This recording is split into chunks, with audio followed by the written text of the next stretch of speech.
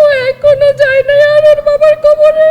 আমার নুজাইরা হচ্ছে আমি যখন বাহিরে যাই ও আমাকে বলে যে মা তুমি কিন্তু আসার সময় আমার ড্যাডিকে নিয়ে আসবে। আমি ওকে বলি যে আচ্ছা ঠিক আছে, আমি এটা বলে বের হই। আর যখন আমি বাসায় আসি তখন ও আমাকে বলে মা আমার ড্যাডি কোথায়? তখন আমি ওকে আমার আলমারি খুলে একটা নতুন জামা দিয়ে বলি মা নাও এই নতুন জামা। তাহলে ওর মন মাইন্ড অন্যদিকে চলে যায়। 18 জুলাই আমার হাজব্যান্ড শহীদ হয়েছে, 2 বছর হয়েছে। সেদিন আমার কান্না দেখে আমার মেয়ে তার নানুকে ফোন দিয়ে বলতেছে যে নানুমণি আমার মা কেন কান্না করছে, কার জন্য কান্না করছে। আমি সেদিন নামাজে শুধু আল্লাহরে বলছি যে আল্লাহ আমার এতটুকু শক্তি দেন আমি যেন আমার মেয়েরে বলে দিতে পারি বাবা নাই, বাবার আসবে না, আমার আর বাবার কথা বইল না। এই সাহস শক্তিটা আমার এখনো হয় নাই।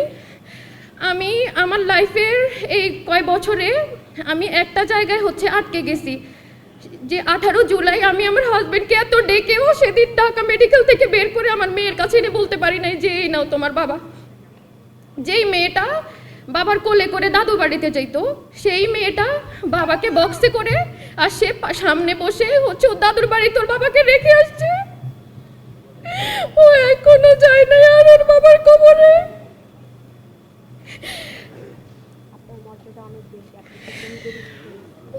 আমি শুধু এতটুকু বলবো এখানে হচ্ছে মিতু আপু আছে, সংসদ সদস্য আছে, এই জন্য আমি একটু আজকে আমার মেয়েটা অসুস্থ তারপরেও আমি আসছি। শুধু আমি একটা কথাই বলবো আপু, আপনারা হচ্ছে এই এতিমদের ভুলে যাবেন না। হাদি ভাই একটা কথা বলছে আমি যদি না থাকি আমার সন্তানকে আপনারা দেখেন।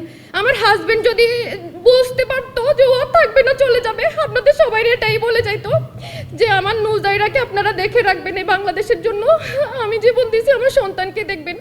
এই 300 শহীদের সন্তানকে প্লিজ আপনারা দেখবেন, আমাদের বলেও যাবেন না। আপনারা সবাই ভালো থাকবেন। আসসালামু আলাইকুম।